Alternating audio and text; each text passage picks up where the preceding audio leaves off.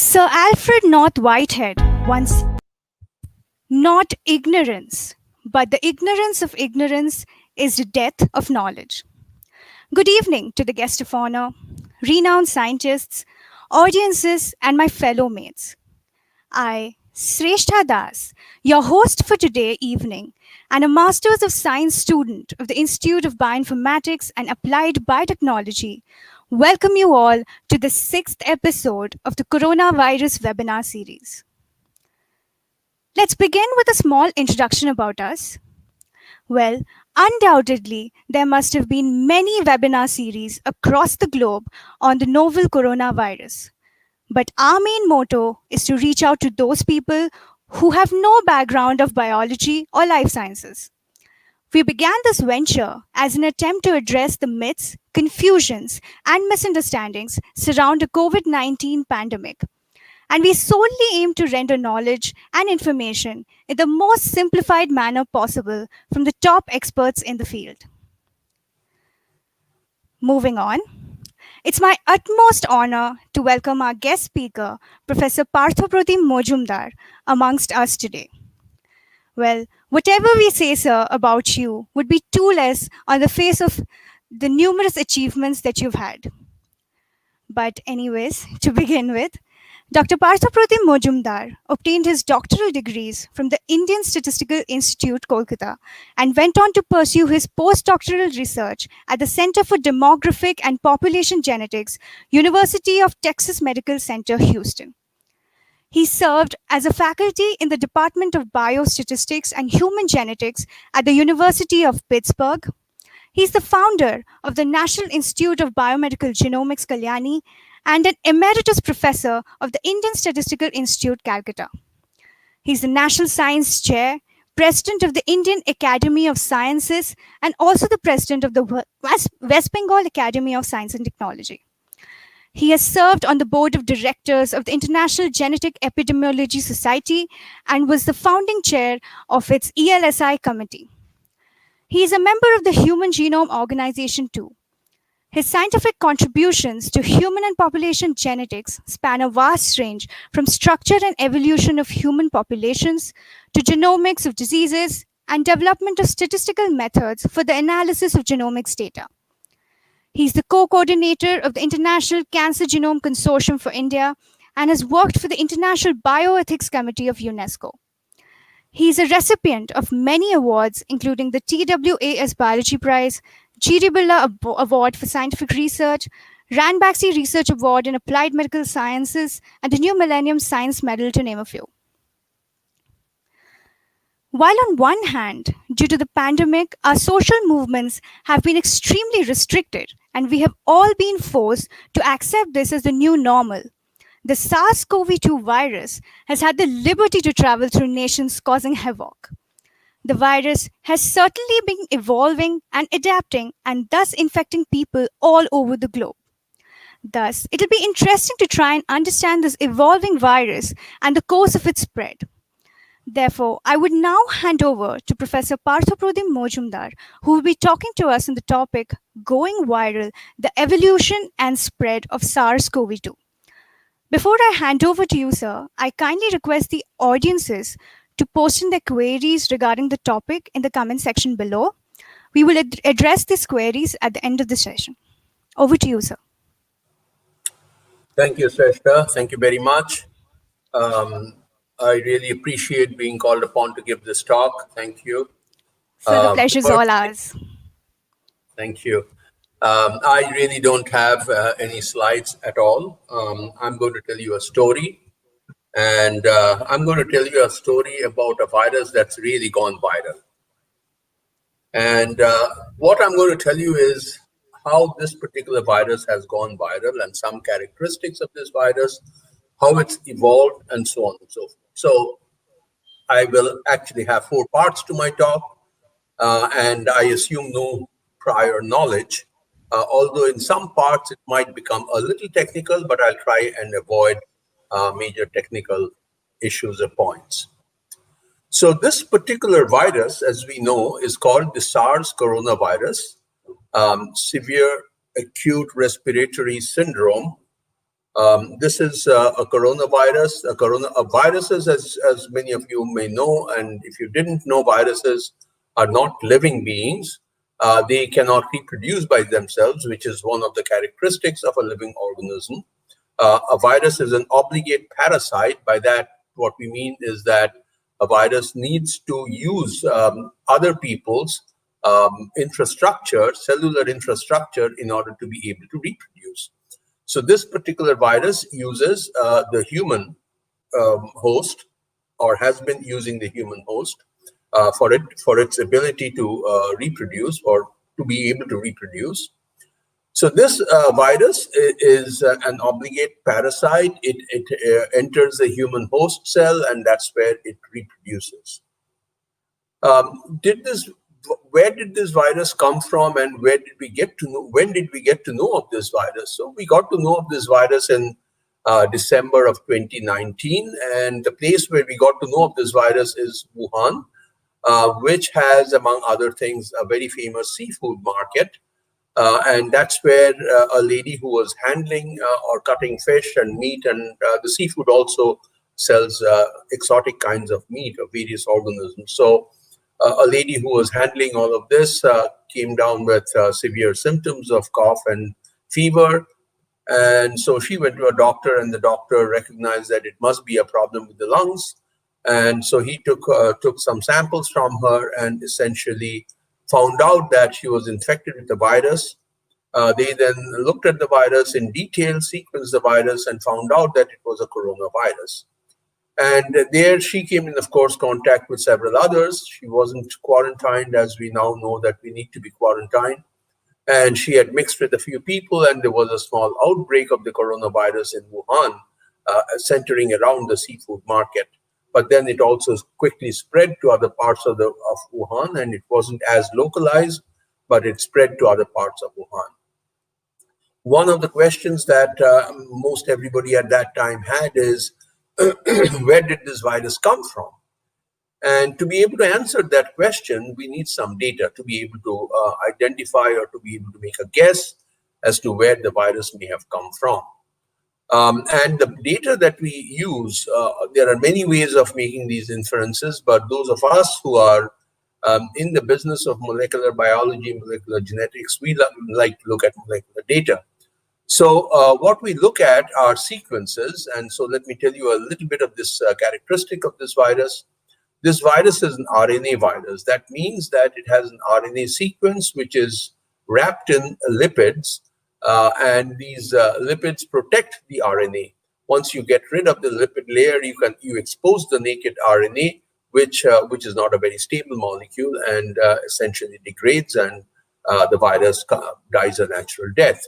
How do you remove the lipid layer to kill the virus? Well, that's exactly what's being told to us. Wash your hands with soap, rub alcohol on your hands, which is really the hand sanitizer. It has some amount of alcohol that melts away the lipid layer, exposes the naked RNA, and exposure of the naked RNA essentially kills the virus.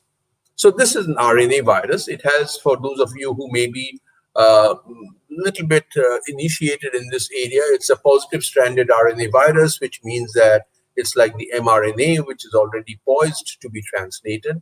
So it skips one key step, and therefore it's quickly able to reproduce itself. Also, it has another characteristic feature, which I will come to later when we talk about the evolution of this virus. When the RNA is being copied, as the virus is trying to reproduce itself, when we copy a page from a book, we inevitably insert errors, even though we don't deliberately want to do it. Some errors crop in, and so these errors get transmitted.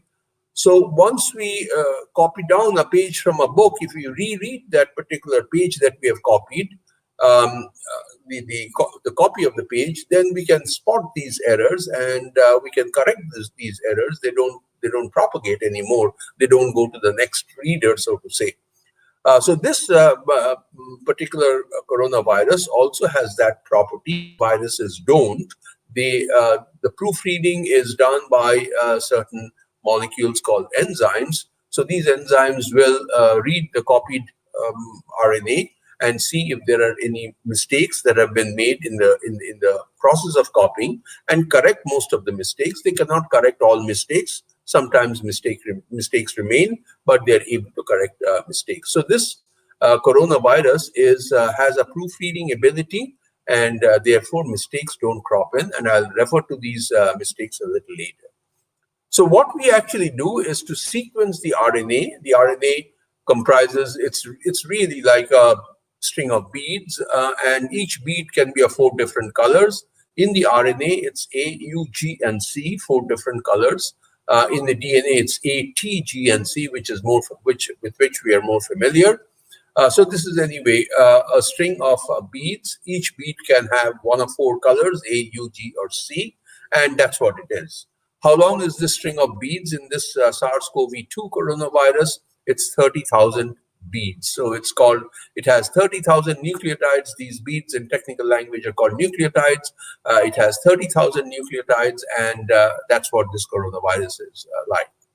And these 30,000 nucleotides then will copy itself and make another copy, and so on and so forth. So that's how the virus lives or propagates itself.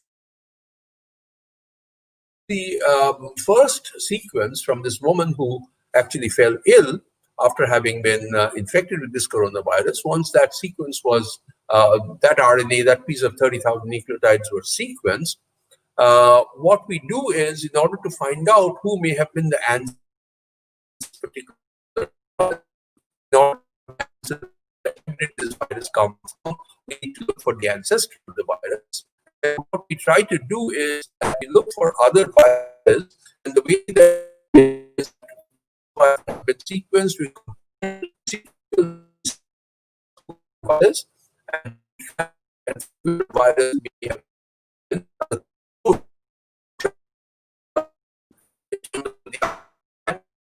what we mean is that nucleotide, if you compare what are the 2 RNA sequences viruses that are similarly identical,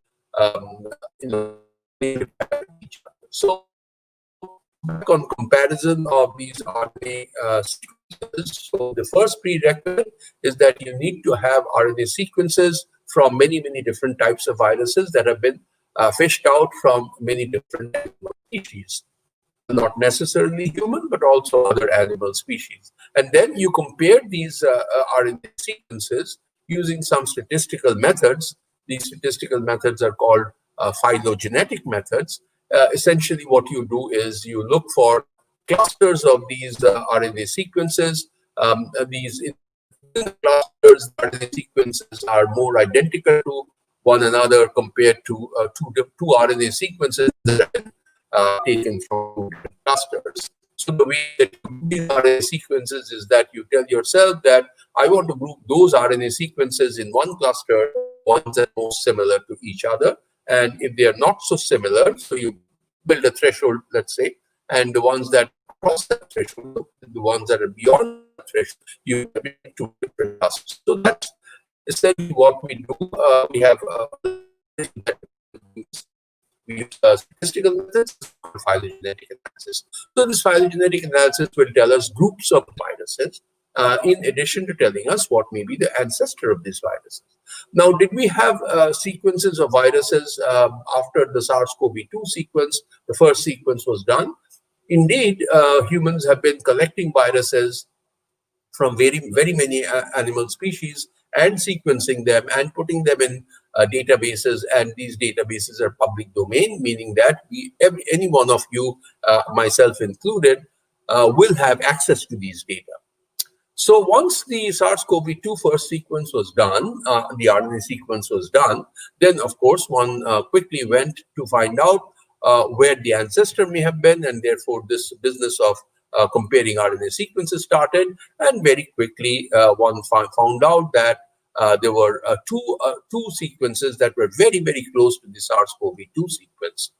The one that was the closest was the SARS-CoV sequence. Now, SARS-CoV is a coronavirus which of which there was an outbreak in 2003. And again, interestingly enough, that outbreak was also in Wuhan, but that was an outbreak. It didn't expand into an epidemic and certainly didn't expand into a pandemic. It was an outbreak that was contained within Wuhan, and that particular virus was called SARS-CoV. People didn't realize that they should call it SARS-CoV-1 because they didn't foresee that there was going to be another outbreak which would expand into an epidemic and a pandemic, which would be called SARS-CoV-2. So we have SARS-CoV and then SARS-CoV-2.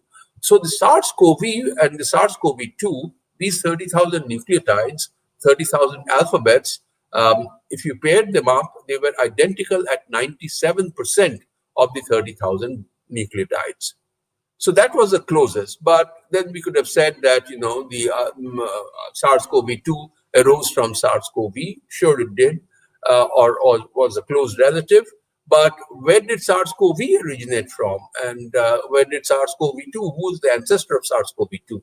So when we looked, it turned out that there was another coronavirus sequence that was fished out from the bat. And the bat coronavirus was identical to the SARS-CoV-2, and the sequence identity was 96%. So 96% sequence identity between the bat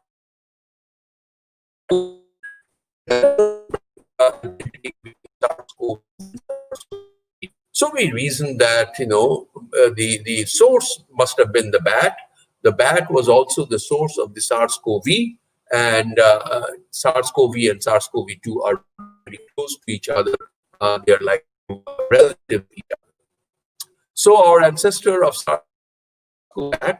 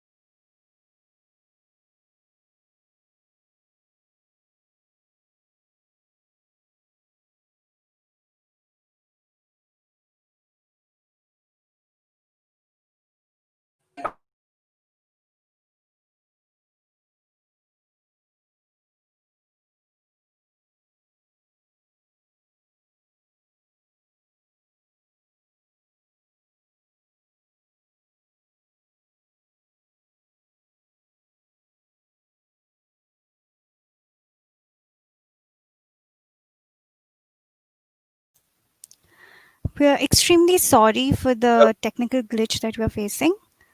Uh, we,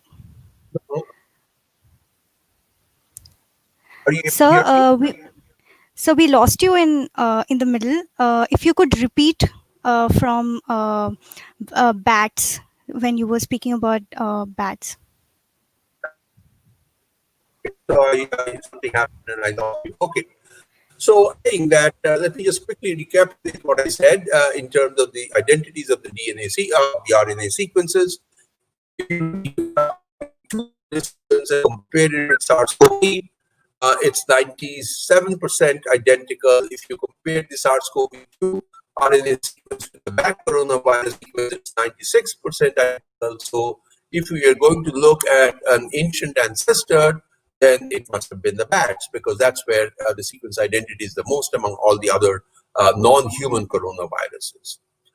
So when virologists who study viruses also know this, that when a virus infects a human from another animal species, it usually is an intermediate species as well. And so there was a search for an intermediate species, intermediate to the human. It could have come directly from the bats to the human. There's nothing that prevents it, because we have now come in very close proximity to the bat, primarily because trees are being felled. We do see bats hanging in these in these high-rise buildings that are being constructed and so on. So we've come fairly close proximity with the bats. But people are also look for other intermediate species. And this intermediate species, although the jury is out, we are not still very sure whether that is truly an intermediate species between the bat and the human. in the chain of transmission, but it was accidentally 50 kilometers away from Wuhan. Two farmers essentially found two pangolins, which are anteaters, scaly anteaters, that were dead, that were lying dead in the field. And both of these anteaters had a lot of froth coming out of them. And once you get a lot of froth coming, you suspect that something has happened to the lungs, and so these pangolins were dead. So they autopsied these pangolins, and the lungs were infected with coronaviruses. And coronaviruses again did the same kind of comparison of the sequences, and then the inference was that it must have the pangolin was probably an intermediate host before it moved to the human. In other words, the coronavirus came from the bats, infected the pangolin, and the pangolin infected the human. Now, you might wonder, where do we see a pangolin? We come in more frequent contact with bats, but we don't come in contact with pangolins. Pangolin meat is eaten in China, and the Wuhan seafood market, people who work in the Wuhan seafood market, they actually handle pangolin meat, and so the speculation is that it must have crossed over from the bat to the pangolin, and then the proximal movement must have been from the pangolin to the human in the Wuhan seafood market, because they were selling these kinds of exotic meat. So that's how it happened. Again, like I said, that I underline the feature that we are still not 100% sure that it was the pangolin that was the intermediate host between the bat and the human. But most likely it was. Now, after the outbreak in Wuhan, it quickly spread to other parts of the world. And the way it spread is that Wuhan also has a huge international movement of people, primarily because there's a big conference center. Conferences happen in Wuhan all the time. As a matter of fact, there is a conference which is coming up. I'm on the organizing committee of the conference that will be held in Wuhan in October, but I'm pretty sure that I won't be able to go. And the book may actually be turned into a virtual conference. So it has a lot of other kinds of things, and therefore there is a lot of international traffic that go to Wuhan. And people moved away as soon as the outbreak took place in Wuhan. International people from other parts of the world who were in Wuhan at that time, they quickly fled Wuhan. They moved away from Wuhan, but they were already infected and they carried these viruses to other places. So this is where I have come in the sense that I must tell you that I'm not a virologist. I don't work with viruses, but because everybody got interested, we have never seen a pandemic in our lives. Nobody who is living today, I think, would have seen a pandemic. The last pandemic was the Spanish flu pandemic, which was in 1918. I don't think anybody who was born in 1918 is still living today. There may be a few people living, but most of us haven't seen. So we got interested. Each one of us got interested in the pandemic, how it was spreading, and so on. And since I work on sequences and molecular genetics and so on, so I got interested from this point of view that as the people were moving away from Wuhan to go to other places, and as time was elapsing, this virus was also evolving. Now, what do we mean by evolving? The virus errors are called mutations. Copying errors are not the only way these mutations take place. RNA sequence takes place. There are other ways in which it takes place as well, but copying errors is one most important way that these changes accumulate in the RNA sequence. Now, I've already told you that this particular virus has a proofreading ability, and therefore copying errors are mostly corrected. So this particular virus evolves very slowly. By that I mean that the changes in the RNA sequence don't accumulate as fast as in other viruses. The influenza virus is particularly prone to these kinds of changes for various reasons, and it evolves much faster. As a matter of fact, this season the flu virus that you get will not be the same flu virus that you'll get next year, or the same flu virus that you got the previous year, which makes it very difficult for vaccinologists or people who actually manufacture vaccines, because the flu virus, the vaccine against the flu virus has to be tweaked every year. So you get, every season you get a slightly different influenza vaccine. All right. So this particular coronavirus evolves very slowly, but still it evolves. It accumulates some copying errors. There are changes in the RNA sequence, and these, as more and more people were being infected with the coronavirus, people who are in the business of virology, they were also sequencing, and fortunately,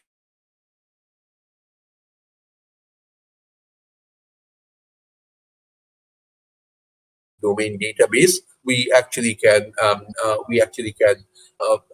analyze the sequence data and come to certain kinds of conclusions. So this database is actually started with the flu. Flu viruses are sequenced every season, and there is a big database which is called GIS-AID. This is where they were also placing these coronavirus sequences, and we started looking at it. When coronavirus was moving away from China, moving away from Wuhan, and let's say going to Italy, Germany, and other such places, it had already evolved. And this was like February, time that it had evolved into multiple different subtypes. And we did a phylogenetic analysis. And other people had also done the phylogenetic analysis. And there were already 11 different strains of the virus. I shouldn't call them strains. 11 different subtypes of the virus already that had evolved. Different subtypes were visible. Not all subtypes would be visible in every geographical region.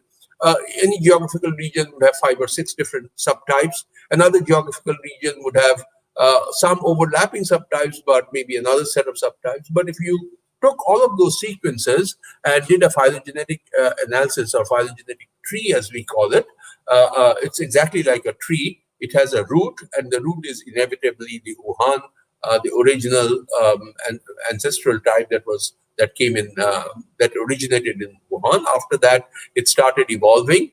So the tree started growing. It evolved into different kinds of branches, and each of these branches is called a subtype. Within the branch, within each major branch, there are twigs, and these twigs have accumulated slightly some more mutations, but by and large, there were 11 branches in this phylogenetic tree, and these 11, including the root.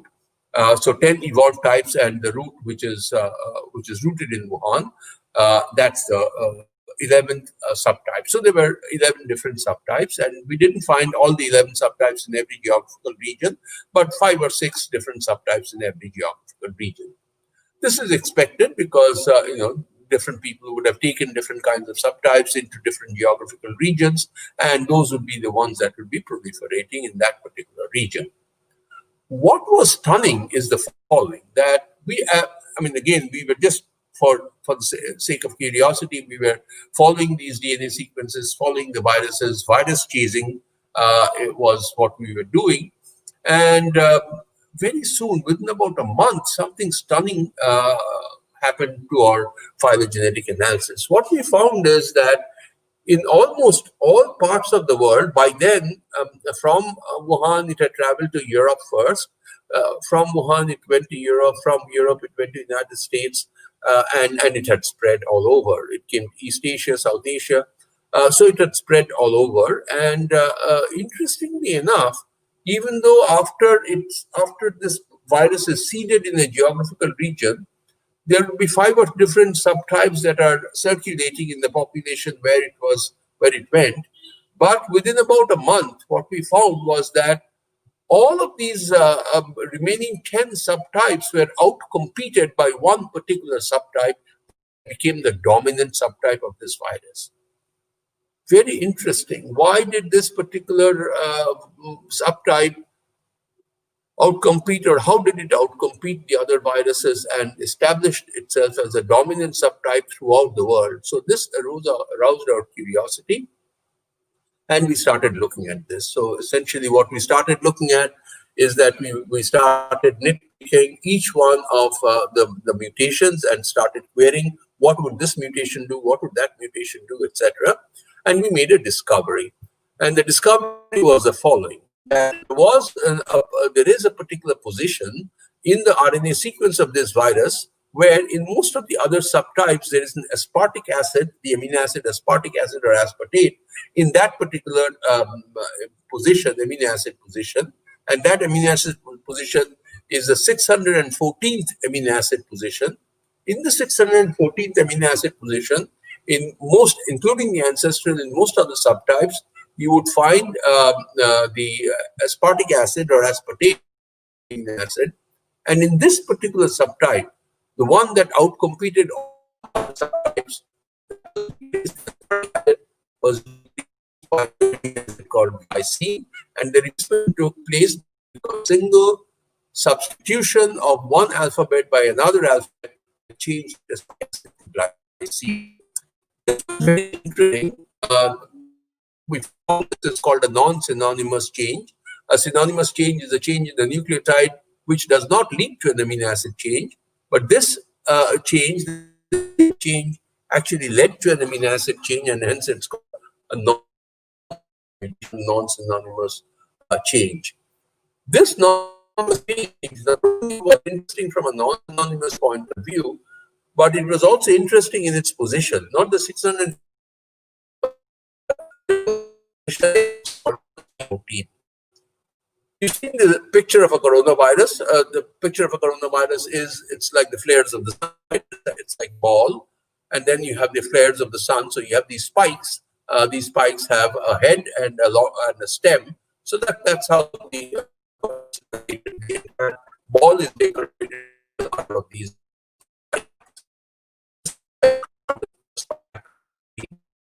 This is an important function in. So, like I told you, that the coronavirus or any virus, for that matter, is an obligate parasite. It cannot be produced by themselves. It has to enter another animal cell, or whatever.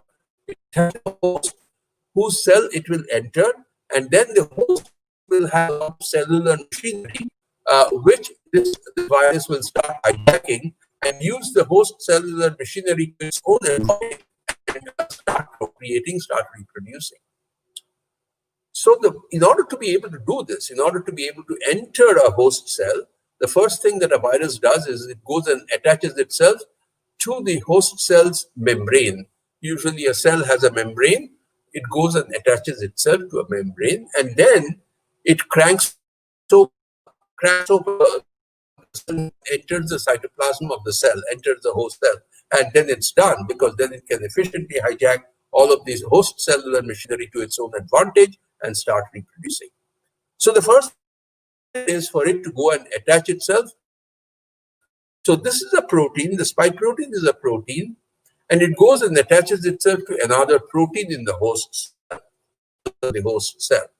And it was already known from previous research, from previous corona and some other coronaviruses, that it goes and specific protein called the converting N2 protein, name is called ACE2.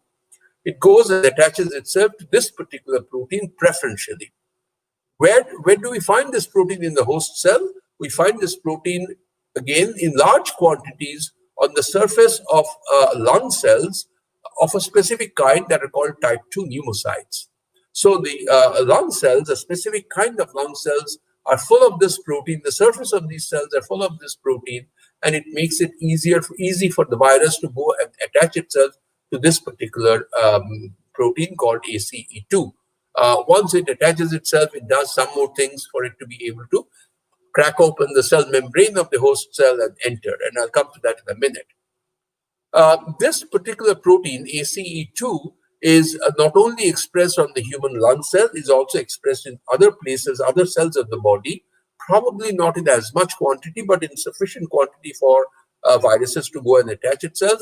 And one of the places that it expresses itself, the ACE2 protein expresses itself in large quantities, is again the gut enterocyte. So it's the gut epithelial cells in the gut, cells in the gut also express this. So what one finds, and this was very strange to begin initially, that about 30% of people who get infected with the coronavirus get diarrhea. Clinicians did not understand to begin with why a lung virus should lead to diarrhea. And it's not only a lung virus, it also attaches itself to the epithelial cells of the gut and causes distress there. And 80% of the patients are known to get diarrhea when you get infected with this coronavirus. Okay, attaches itself to the lung cell, and that's why there is this huge respiratory, but there are other organs impacted on. All right. What we found was that this change from aspartic acid to glycine enables this virus to go and attach itself more efficiently to the ACE2 protein on the human lung cell or surface of human cells where ACE2 is. So it's able to anchor better on lung cells. So that's one advantage, and that's a big advantage. And that's what gives it the Darwinian selective advantage of being able to spread so quickly and so well. Well, we still, just attaching itself doesn't help. It needs to still go inside of the host cell. Then we started looking at, again, the spread, etc., and we found something very interesting. So before that, before I tell you the interesting discovery that we made, so we made this discovery, D614G, D is the aspartic acid, and 614 is the position, G is glycine. So that discovery we made. Then we said that maybe it's able to more efficiently attach itself to ACE2, but is it true all over the world? And what we looked at the epidemiological data of the spread of the infection, what we found was that it was not spreading so well in East Asia, in Southeast Asia, in South Asia. In other words, it was not spreading so well among the non-Caucasian populations. It was spreading very, very well among the Caucasian populations, this particular subtype. Populations. What could have been the reason? So what we thought was that maybe the ACE2 protein in the non-Caucasians is slightly different from the ACE2 protein among the Caucasians, again, because of a mutation in the DNA of the host ACE2 gene. So we looked and we didn't find any major Caucasians and non-Caucasians in the ACE2 gene. So we felt the ability to mention ACE2 rapidly. So then what did we do? Then we said that, okay, maybe its attachment is not impacted on in the non-Caucasians, but maybe in the non-Caucasians something else happens in terms of its ability to enter the host cell. Now, how does this particular virus enter the host cell? I talked to you about the spike protein. The spike protein has two domains, S1 and S2. When they're usually joined together, the two domains, but when they're joined together, they're non-functional, so to say. You need to break the S1 and S2 domains in the middle,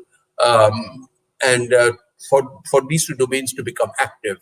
And between the two domains, there's what's called the cleavage site, and this cleavage site needs to be broken, and it's broken by another protein that can chew up this particular cleavage site, and those are called proteases. So this is a serine protease called TMPRSS2, which is actually produced by the human host, which the TMPRSS2 then goes and up the cleavage or cleaves the S1 between the S1 and S2 domains and allows the virus to enter the host cell. So what we thought is maybe there are in this particular gene that underlies production of TMPRSS2 protein serine protease, maybe in that particular gene there are differences between Caucasians and non-Caucasians. So we looked and we didn't find, so we were getting demoralized, something very strange, and we are unable to explain the difference between East Asia and Europe and North America. But then we continued to do our search, the sequence analysis, and what we found was very close or very upstream. Is it upstream? No, downstream to the TMPRSS2 gene. I think it's downstream. Well, anyway, on one end of the TMPRSS2 gene, there is a small cluster of mutations. There is a small cluster of changes that had taken place, and that those changes in frequency were very different between the Caucasians and non-Caucasians. But this was outside the TMPRSS2 gene, so what the hell? I mean, this can't be true. This can't be the reason. So what we said is that let's look at it. So when we looked at it, that region very closely, we found that beside the TMPRSS2 gene, there is another gene called MX1, which does similar function. And MX1 and TMPRSS2 are oriented in opposite directions. So there's an orientation. I won't go get into the details. It's oriented in the opposite direction. Outside of the genes, there are regions of the DNA that actually control these genes, control the whether these genes will express themselves, how much of these, how much expression will be there, etc. So this is called the control region.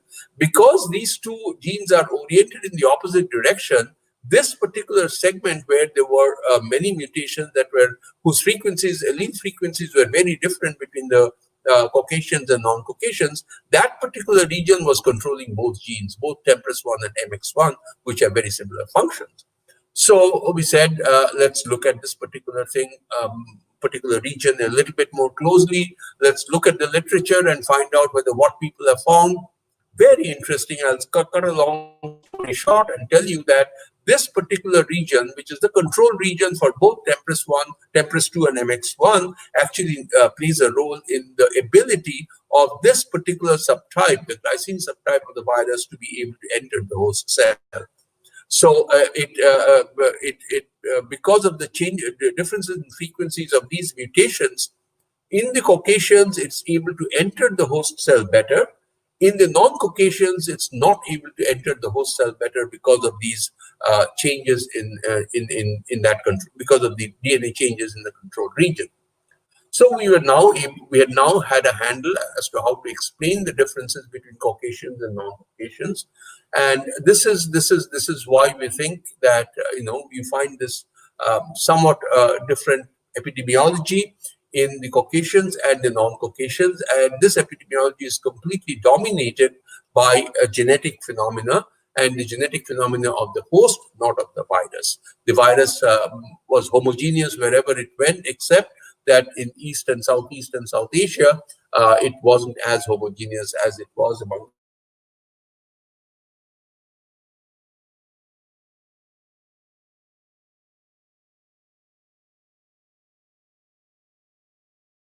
the next point that I will state is something that all of us have faced.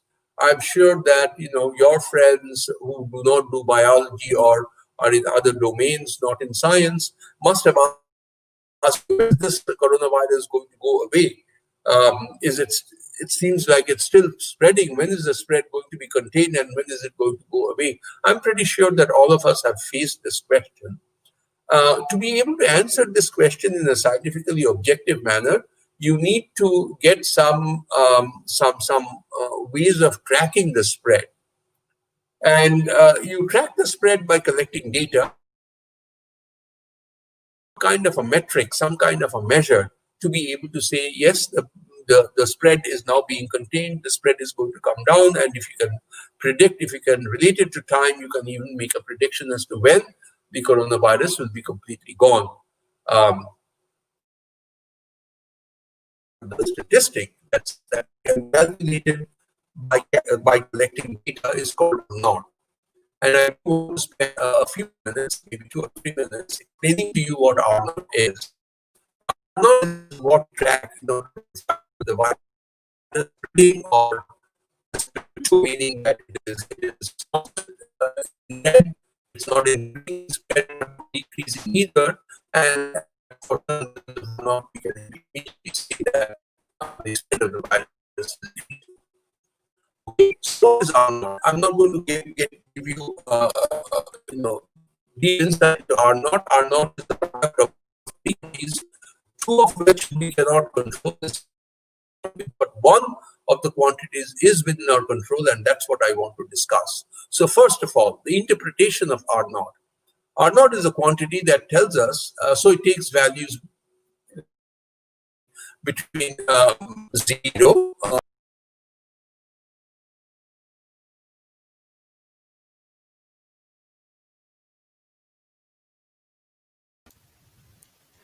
I'm extremely sorry for the technical glitches that we are facing. We will soon reconnect with Sir. In the meantime, I would kindly request the audience, the live audience, to fill up the feedback form, which the link to which has been posted in the comment section below.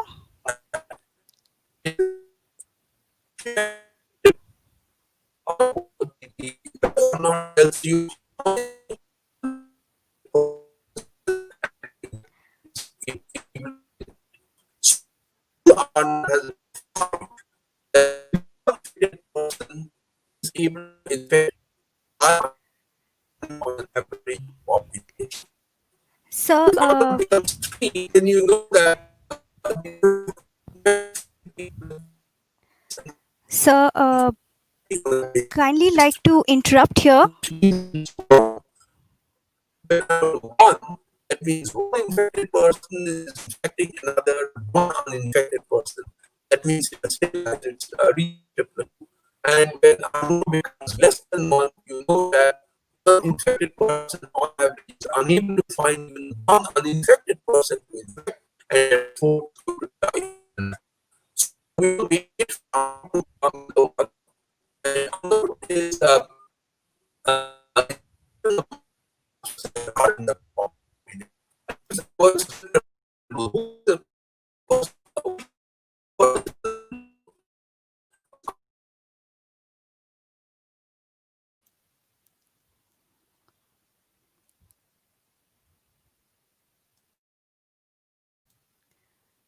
Please bear with us.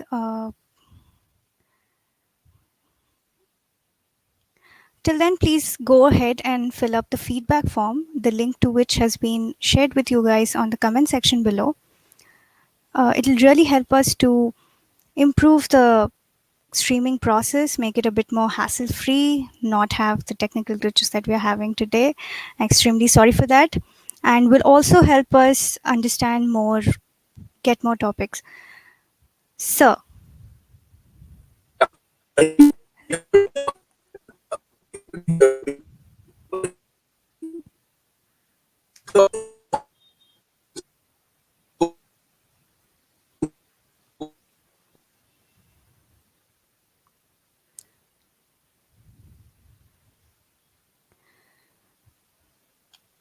till we get back with Sir,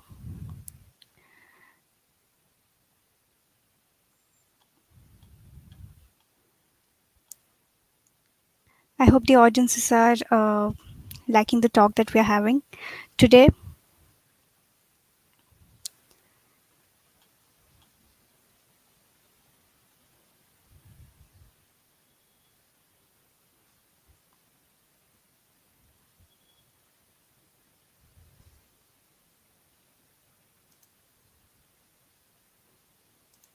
I don't know if the problem is at my end or your end.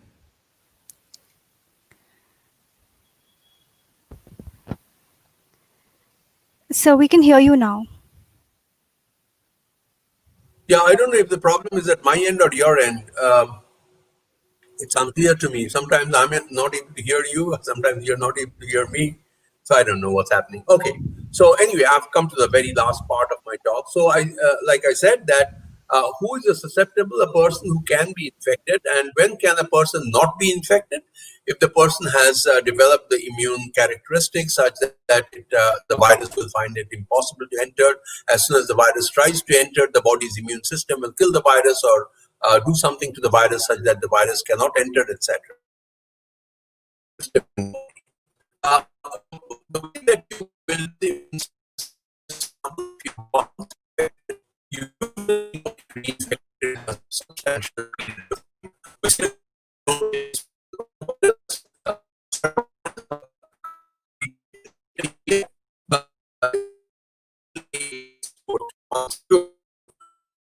Which we would have a built-up immune system if you're naturally infected. The other way gain immune defense mechanism or to be able to gain immunity is vaccination. Vaccination elicits the same response. If I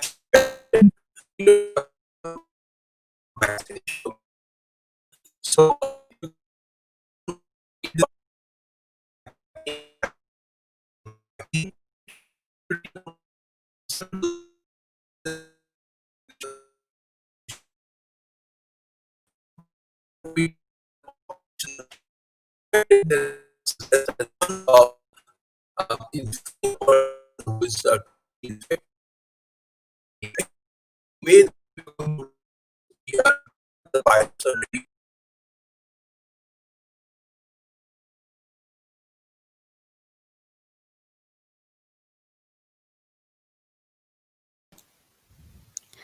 I'm extremely sorry for the technical glitches that we're facing. Till then, I would request the live audiences to please post in their queries in the comment section below. We will address these questions at the end of the talk. After the talk, we will be having a discussion with Sir, and after that, we will be addressing the questions that we obtained from our comment section. So, please do post in your queries.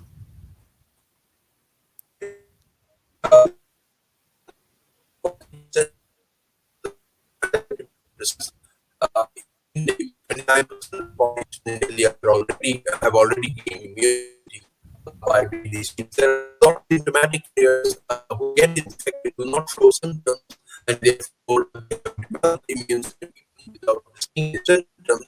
And these asymptomatic people are also infecting others, and so on. So it is going to spread. It's actually spreading until and will continue to spread until the vaccine gets one are not right now in the secret are not as of last week.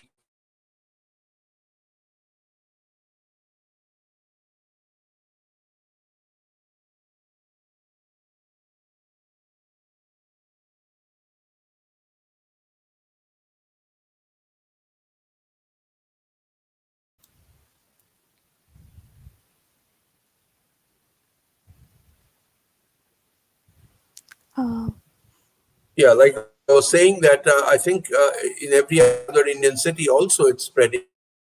A little difficult situation. This difficulty is going to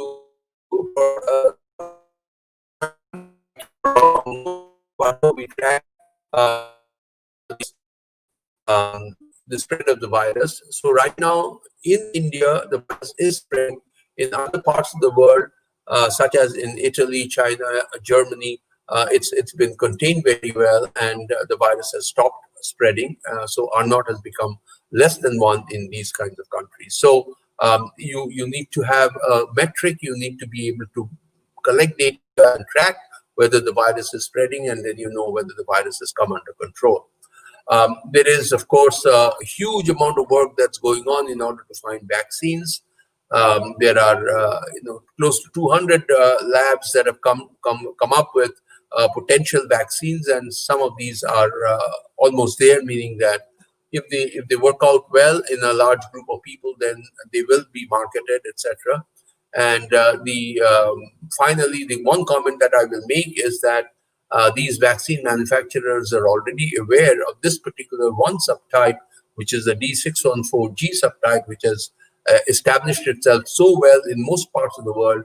I'm told that the vaccine manufacturers are aware of this, and they have taken this kind of understanding into account in order that the vaccine will also work against those people who are infected with this subtype of the virus.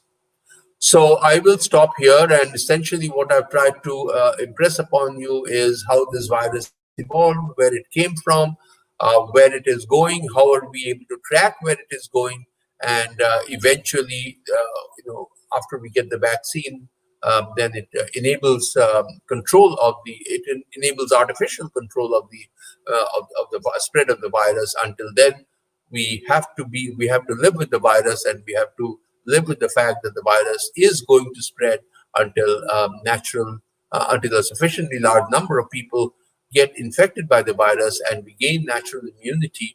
Two-thirds of the population will have to gain natural immunity unless there is a vaccine. We'll have to gain natural immunity for the virus to be controlled, to be contained, and for the virus to come down.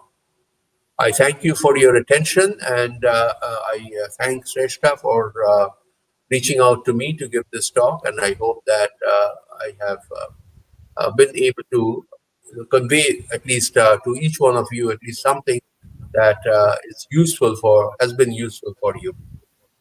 Thank you very much. Thank you so much, sir, for such an informative talk. Your simplified analogies, such as the beads and the sun and the rays, to explain the virus, and all the explanations have really helped us understand various aspects of today's talk. So, moving on to the discussion. So, we have a short discussion with you, sir. We will be asking you we'll be posing certain questions to you. So, kindly bear with us and please do answer our queries. Sure, sure. So, so I begin with the very first question. So, the very first question that we would like to ask you, sir, is that is a very trending topic that is going on in today's scenario. So, as we know that the World Health Organization had long dismissed the possibility that the coronavirus is spread in the air, except for certain risky medical procedures, such as when patients are first put into breathing machines. However, the World Health Organization recently changed its notion and stated that the studies evaluating COVID 19 outbreaks in restaurants, choir practices, fitness classes have suggested that the virus may have been spread by air. So, sir, is coronavirus really airborne? We have to understand how the virus is spreading. So, virus is aerosol mediated or spread through aerosols. And essentially, what happens is that your lungs are infected. When we are talking, we are breathing out these aerosols. These are little particles, microns in diameter, and the virus is contained within these aerosol particles, and they travel by air. How far can they travel was the major issue. So we are told keep 2 meters distance, right, between two people. Yes, sir. So that I think still holds up, that these aerosol particles don't travel very long distances. On an average, there can be exceptions, but on an average, I not just average, I think 95th percentile. Well, I don't want to get technical again. So I think more than for this aerosol particle containing a virus to travel more than 6 feet or 2 meters has a small probability, has a small chance. So 6 feet distance is what is told to us. But if you keep a distance of 3 feet, you reduce the probability of being infected substantially. But if you stay beyond 6 feet from another person, then the chance of your being infected by that person goes below all reasonable limits. So I think 6 feet is okay, but I don't know what happens in fitness classes. Certainly, in assemblies of people, it's going to be very difficult to keep the 6 feet distance. So yeah, so the World Health Organization, the World Health Organization has come under fire because it has revised its proclamations. But we all need to understand that these proclamations will initially be of such high standard that it is safe for everybody to adopt. Until we collect more data and then decide that, well, this is too stringent, let's relax. So that's how science also moves. So until when you do not have data, whatever data you have, you try to impose very stringent conditions, and then you slowly relax these conditions as more and more data accumulate, telling you that such stringencies are no longer required. So WHO inevitably revises whatever it said, and they come under fire because it almost seems like they didn't know what they were talking about. Of course, they didn't know. The data weren't there. Scientists didn't generate the data. Once you generate the data, then of course you will revise your prescription, and that's how things move. So we have to live with it. We have to. This is a new virus. We never met this virus before. We don't know its characteristics, so revisions will happen. Yes, sir, very rightly said by you. And we know that science is all about proving and disproving. And only because we are in such a situation that people are in so much panic and we are into this blame game. So, Yeah. anyways, moving on to the next question. So, so as you mentioned in your talk as well, that it's a RNA virus, it's an obligate parasite. So I came across this article a few days back titled as are viruses candidate agents for the next global pandemic? And it was dated 2017. Very ironic, and we are in such a situation. So RNA viruses, as we know, are pathogenic. They are potentially the most important group involved in zoonotic disease transmission. They are biologically diverse, and due to their single strandedness, and due to the fact that they do not abide by the central dogma of molecular biology, that is DNA to RNA to protein, because their genetic material is RNA, so it's a one step process for them. So they have rapid adaptive rates. So my question to you is, what challenges do RNA viruses pose in their analysis using classical theories, principles, and formulas of evolutionary biology? Nothing. It doesn't pose any challenge at all. It's exactly the same. We need to understand the characteristics of the organism that has the RNA. That's essentially the RNA molecule wrapped in a lipid layer or a protein coat, whatever it is. It doesn't pose any particular challenge. It is. We need to understand whether it has the proofreading ability. We need to understand how it evolves, what the mutation rates are, etc. But it does not really pose any particular challenge. The reason why the article that you stated said so is because exactly you have given the answer yourself as well, which is that this is already poised to replicate itself. So it's skipped one major step. And also these positively stranded RNA viruses, like I said, are like messenger RNA. They're already Yes. ready. I mean, they have skipped two steps, so to say. So initially you will have the transfer RNA, etc., etc. So I don't want to get into a molecular biology course, but that's the reason why these positively stranded RNA viruses can actually spread so well, because they are able to replicate so well, primarily because you can skip a few molecular biological steps for it to be able to replicate. Okay, thank you, sir. So moving on to the next question. As we know that, as you were also addressing in your talk about the spread of the virus, so we know that not everybody is equal when it comes to the transmission of infectious diseases.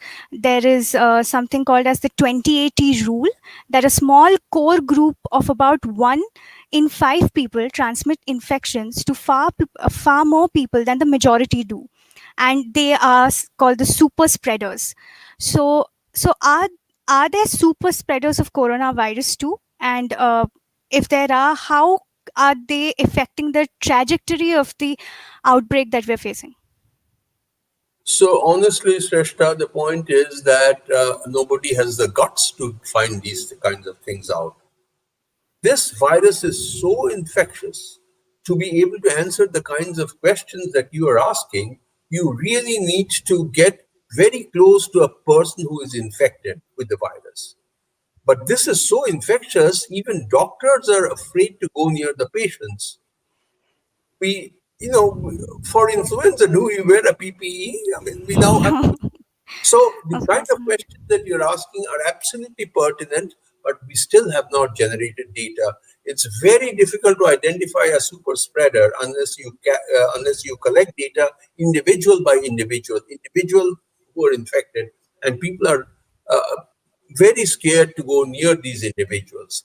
Having said that, there is also the other way around, which is that you can spread quickly. You also, so there is a question of donation of the virus, and there is another issue of reception of the virus. What is being studied, or what we are just initiating these studies, does everybody get infected as equally? So the answer to that is we know that not everybody is getting infected equally, because we know that there are husbands and wives who are, the husband is infected, the wife is not infected, or the vice versa, and so on. So there are people who can resist the infection naturally. And that resistance must come from within. It's not the characteristic of the virus, it's characteristic of the host. Secondly, we also know that after getting infected with the virus, people don't show up symptoms in an equal fashion. There are asymptomatic people, people who don't even show any symptoms yet they test positive, and then people who actually have to be put on ventilators, etc., critical, severe symptoms. All of this range of symptomatology that we see after infection is most likely because of host characteristics, and they haven't been studied so well either. So, on the one hand, we would like to know whether there are super spreaders, but for people like me who are interested in the humans, who study human genetics, we are more interested in the other aspect of it. Are we all equally susceptible?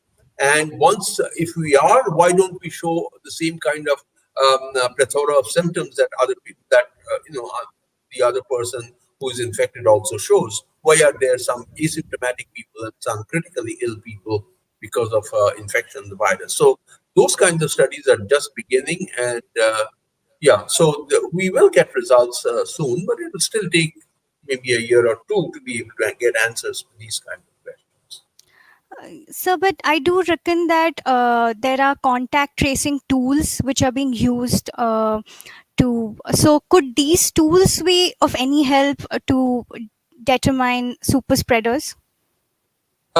These certainly, absolutely could, but here also there is an element of, well, there's an element of technology. There is also an element of your wanting to provide that information. So again, contact tracing is a complicated way of doing things, but it's useful. Um, it provides a lot of data. Yes, the answer to your short answer to your question is yes. That's exactly how super spreaders are being tracked right now. But then, the distance, the proximity, the 6 feet rule, and so on and so forth, all of these don't come from contact tracing. It just tells you, whether you've been in contact with that person. Doesn't tell you, how close you were. So there are other kinds of limitations of contact tracing, but yes, contact tracing is one means by which super spreaders are, at least efforts are being made to identify super spreaders. You're completely right. Okay, sir. So, moving on to the next question, getting a bit technical over here. So, so as we know that we are living in an era of prediction, and thus experts are employing disease forecasting algorithms to predict the spread and the possible end of the pandemic. Like, for example, in India, data is being collected from three cities, namely Bangalore, Calcutta, and Delhi, for such predictions. So could you give us some short insight onto logistic growth models, disease forecasting algorithms, and susceptible infectious recovered framework? And in your opinion, how effective are they in making any prediction about the pandemic and its end? So this is impossible. All of the things that have been said in this question are absolutely true, in the sense that these are exactly the SARS model, and all of these, the SIR model, susceptible infections recovered. That particular model is very popular. The logistic growth model is used for making predictions, but certainly, I cannot elaborate on those. What I will say is just this: that if you look at the predictions that have been done, not just in India, but also globally, they have essentially failed. And the reason why it has failed is that we don't know the characteristics of the virus so well. If you have sufficient data, then you know. And secondly, none of us has ever seen a lockdown, right? Not even Yes. so. These are assumptions that underlie the model. What may be the impact of the lockdown? You make certain assumptions.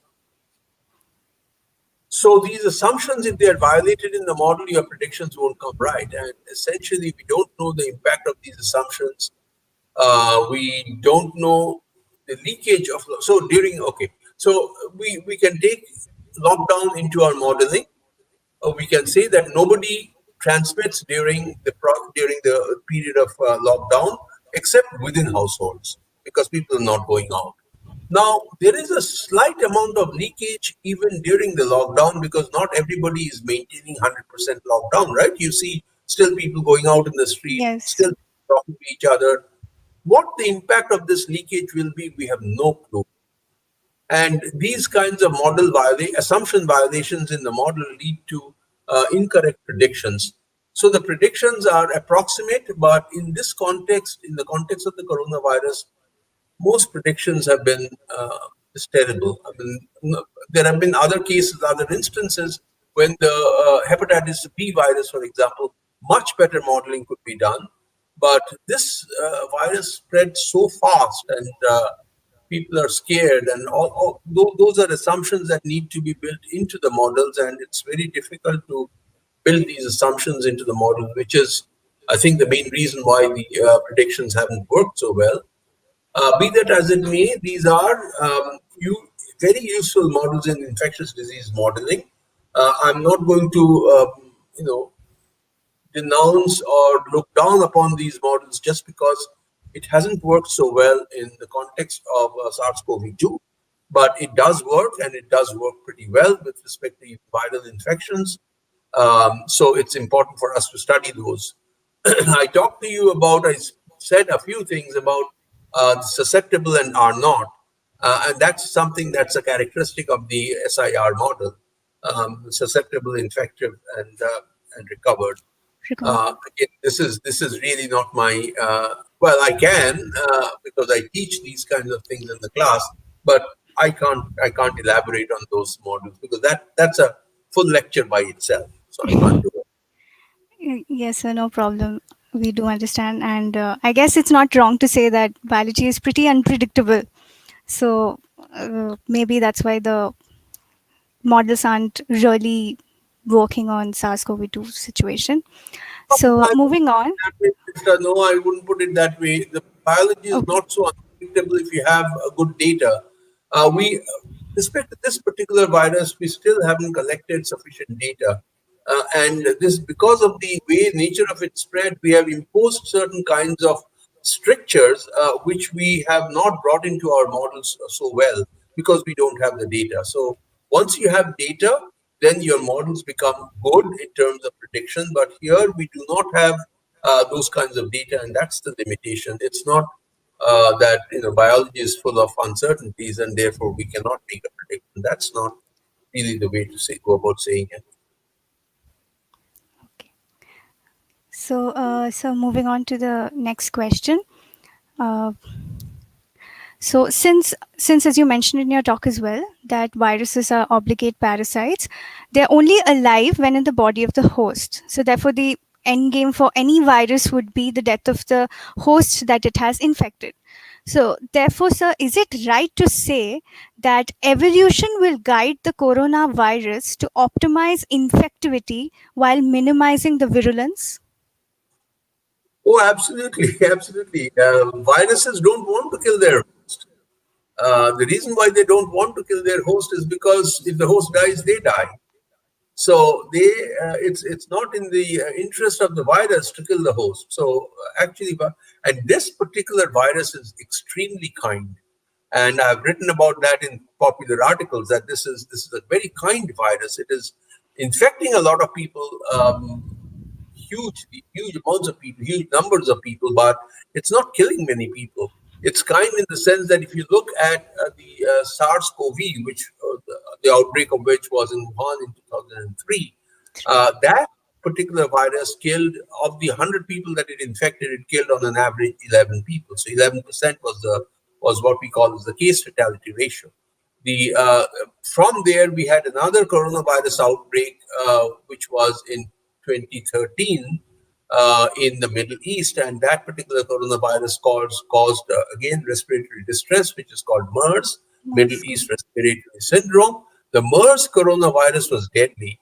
Of the 100 people that it infected, it killed on an average 34 people. So 34% was the case fatality ratio.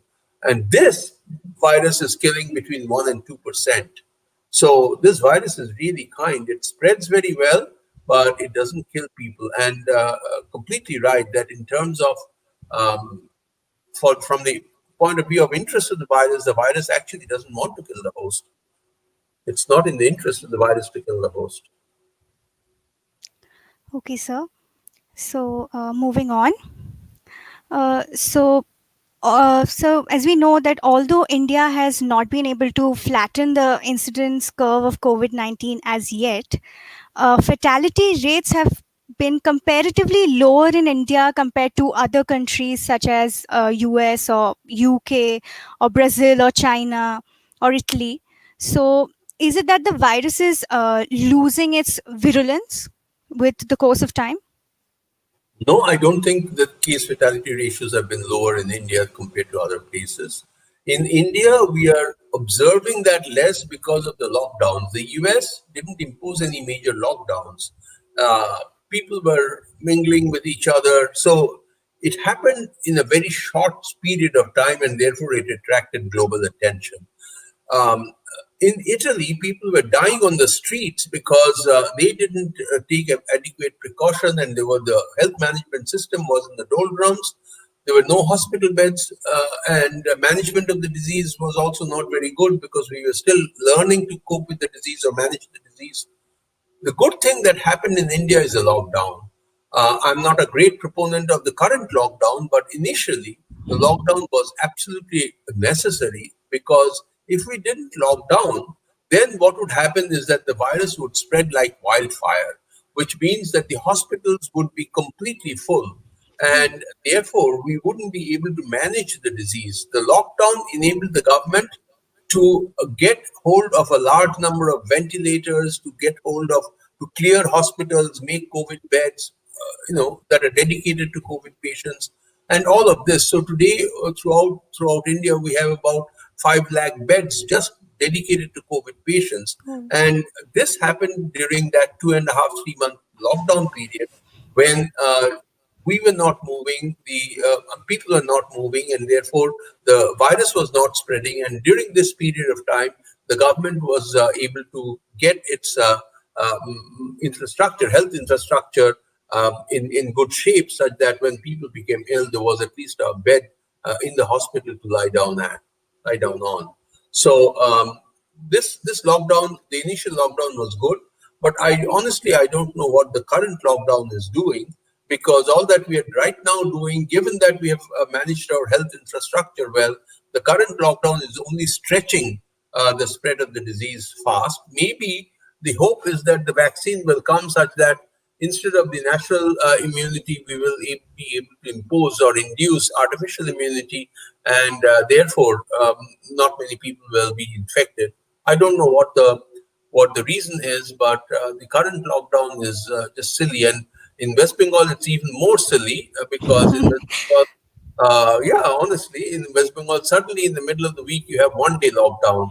Uh, Yes. yesterday, yesterday we had 2 day lockdown. What good does it do? Apparently, there was a model that came out of the Indian Institute of Science, where they said that these sudden transient or intermittent lockdowns also help to reduce the coronavirus. I tried reading that paper, and honestly, I couldn't take any head or tail of that paper. Maybe our government chief minister and the other ministers were able to understand that paper, and they have imposed, intermittent lockdown. But I wasn't able to understand, and I'm not convinced that this intermittent lockdown or any lockdown at this stage, even if it's a stretch of some several days, is actually going to help. It's stretching the spread, but how that stretching that spread will eventually help, is not clear to me at all.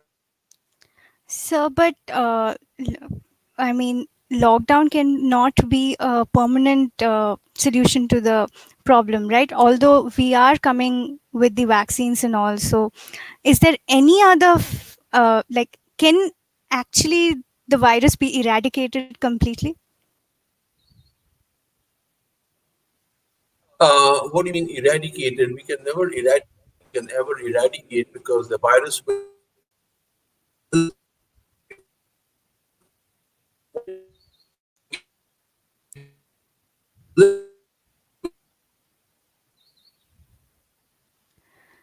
Uh, so, am I audible to you?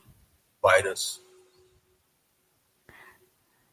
So, you got interrupted while answering the question. Could you please repeat what you said?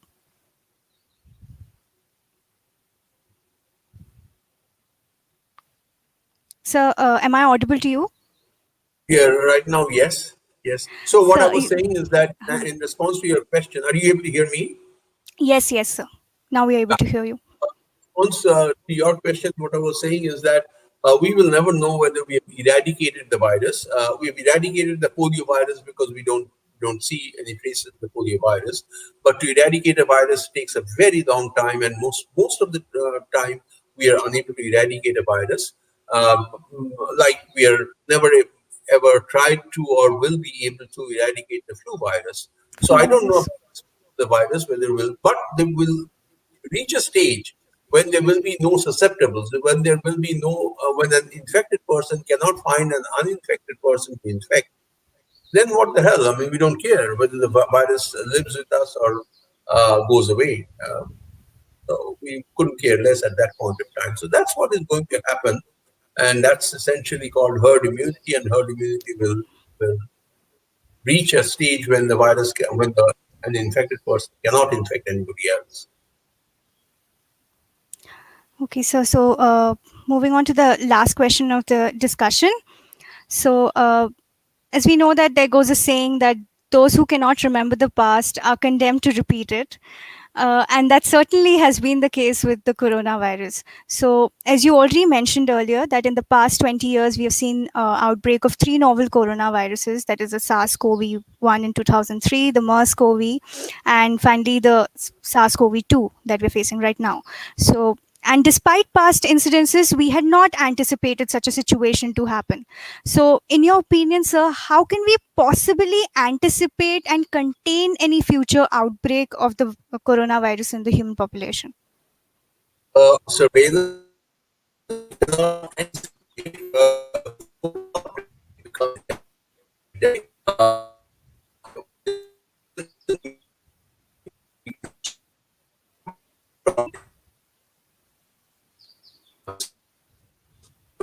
people are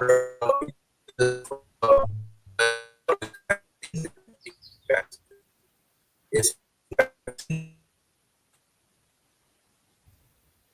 uh, Uh, so, sorry to interrupt you. So, we're not able to hear your voice. I think there is some network issue. So, could you please wait for like a second or two? Maybe the network will stabilize. So, can you hear me now? you can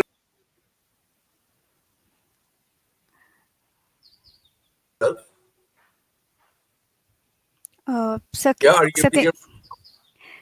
yes, sir, we are able to hear you now.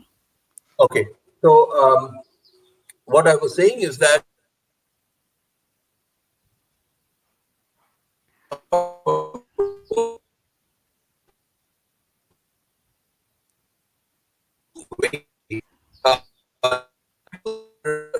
try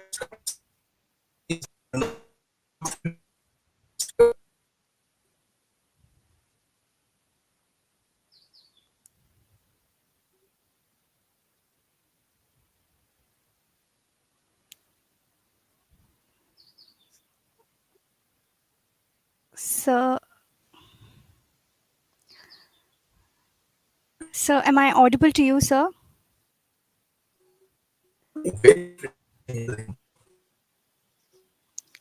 So, your voice is again breaking.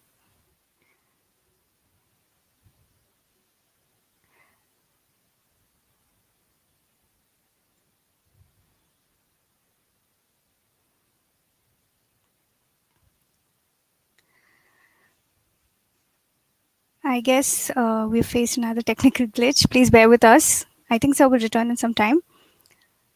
Uh, till then, I hope you all have posted your queries on the comment section below. And soon after this, we'll be addressing this or addressing the questions that you have posted below. So please bear with us. And please go ahead and fill the feedback form.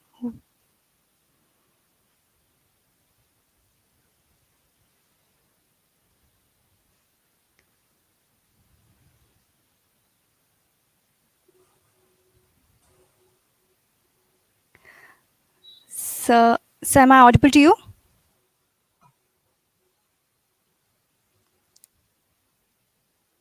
Sir?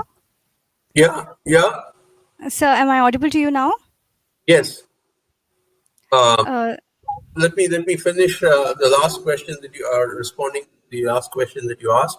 So what I yes, sir. was saying is that surveillance is one way of containing an outbreak. So you need to contain an outbreak as soon as it happens, and the way to contain an outbreak is that if you have surveillance, if you have active surveillance, then you can identify immediately after a new virus arises, and then you can, if you know how it spreads, then you can let people who are infected be in one place and not infect many other people. So that's one way of surveillance is one way of containing the viral outbreak.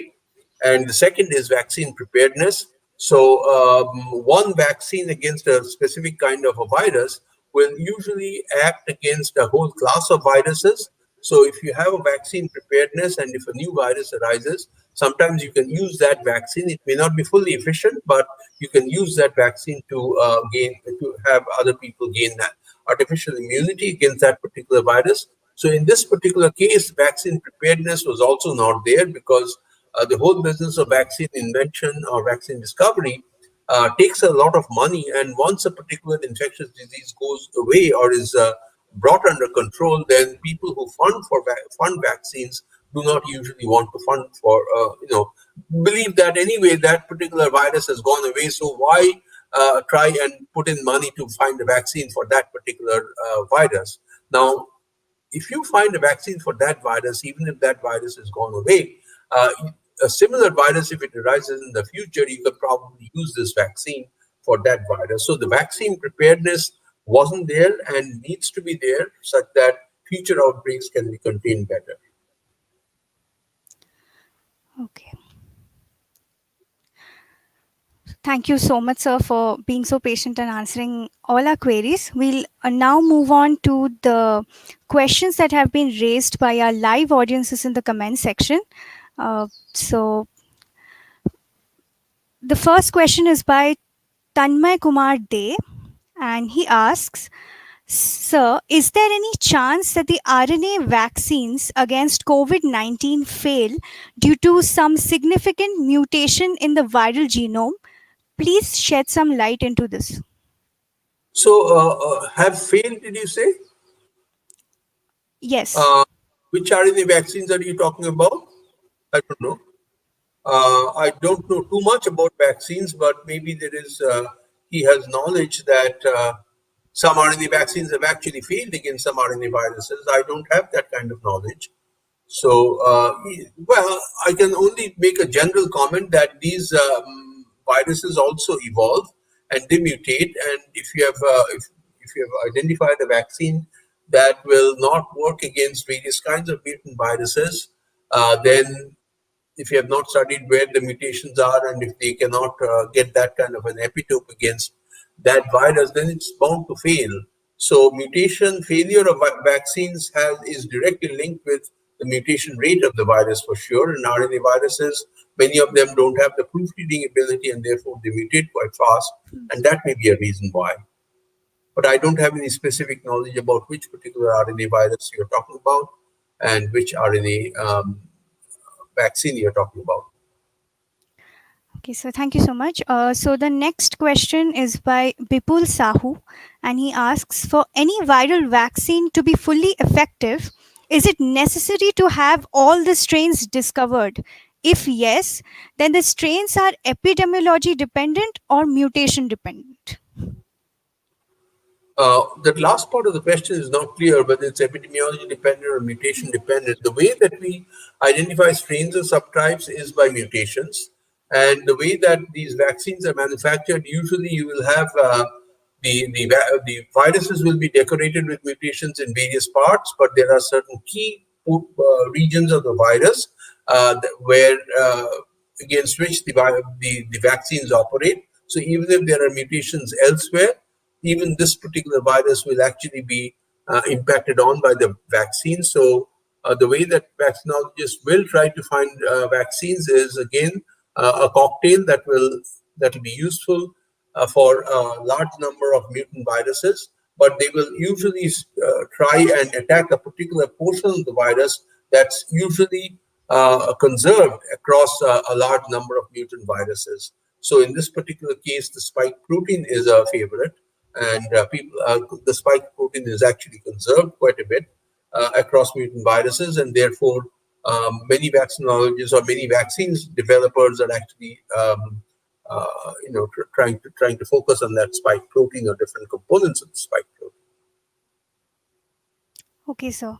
So the next question is by Priyanka Bajaj, and she asks, there are some evidences showing climate has an effect on this virus spread. Is it possible that climate has an effect on within species SARS-CoV-2 evolution and in the emergence of the mutation that you spoke about, D614G mutation? So right now we don't have any solid evidence, many foolproof evidence that climate has a lot to do with the spread of the virus. I don't think that we have. This has only been a few months, and therefore, what climate are we talking about? I mean, I know that it hasn't gone to the Antarctic, but that doesn't mean anything. It has spread to all parts of the world, and I don't know whether we've crossed seasons such that to even understand seasonality of the coronavirus, like we have understood seasonality of the flu virus. I don't think we have enough data, so I don't know about. I've also heard about climate change and weather and so on and so forth. As a matter of fact, in India, we were told, come the rains or come the summer, the virus will be automatically gone. So why bother about the Hmm. virus? So I don't think that any of that has happened. It's possible, but I think it's too short a time to be able to deal with that question. Uh, So we'll take a few questions from the registration form also that we had circulated. I pardon for not being able to specify the names of who have asked this question, but anyhow, as highlighted by the CIFT, can seaweed found in sushi actually act as an immunostimulant and be used against coronavirus? My cup of tea, I cannot answer this question. Okay, so moving on to the next. Absence of E gene suggests loss of infectivity. Many people after recovering are showing absence of E gene and presence of RDRP and N gene. So, would you like to comment on this? Again, honestly, RDRP, I know I don't know what the E and N genes do, so I won't hazard a guess. I don't have an answer to this question. Okay, sir. So, the last question: does the spread depend upon factors like type of housing, population density, biological diversity, and if so, has a scientific had scientific what could be the area divisions other than the administrative ones like country, state, and district and city for which the virus is spreading, upon which like depending on which the virus is spreading. Well, certainly population density, it's obvious that population density will have a major impact on the spread of the virus because one infected individual will come in much closer contact if the population density is high with a large number of uninfected individuals in a more dense region compared to a more sparse region. So this is, of course, obvious that in a population density and the spread of the virus will be positively correlated. We've also been told that the spread of the virus is related to socioeconomic status. And again, we don't understand this very well, but what is possible is that people who live in low SES regions, they probably are exposed to a large variety of other kinds of pathogens, not necessarily only viruses, but other kinds of pathogens as well. And their immune system may be awake in order to handle this particular virus. So there seems to be a very rough correlation between the number of people infected by the virus and inverse relationship between the spread and socioeconomic status. That data are not very firm yet, but there seem to be some indications, and some of the indications came from the Bombay slums, the Dharavi slums. But again, there was also because of the high density in the slums, the government also imposed a lot of health management practices, good health management viruses that avoided the spread of the virus. But again, I mean, so yeah, there are some of these things that are uh, either directly correlated or inversely correlated with the spread of the virus, and we are learning more and more. Presence of comorbidities, like for example, diabetes and hypertension, are makes a person more vulnerable to showing symptoms of the disease upon infection. So there are two aspects to it, and which I alluded to during my talk, which is one of susceptibility, whether or not you get the infection, and one of symptomatology, where after infection, what kind of symptom clusters do you show? So these are two aspects, and they have to be studied. They are related aspects, but they have to be sometimes studied quite independently of each other. And there are different factors that govern susceptibility and symptomatology after infection. Thank you so much, sir. So that was the last question. So we now come to the end of the sixth installment of the coronavirus webinar series. Thank you so much, sir, for taking out time from your busy schedule and collaborating with us. I'm sure that the audience has been enlightened by your talk today and have been able to put to rest many of their queries regarding the pandemic. We would like to thank the scientists who have graced our webinar through their presence. And last but not the least, we would like to thank our enthralled listeners for their constant support and cooperation towards this venture. We will soon be back with many more webinars for all our viewers. Till then, please stay tuned to our website, YouTube channel, and social media handles for any other further updates. Wishing you all a great day ahead and a very happy Ganesh Chaturthi. Thank you. Thank you, Sreshta. Thank you very much. Thank you so much, sir.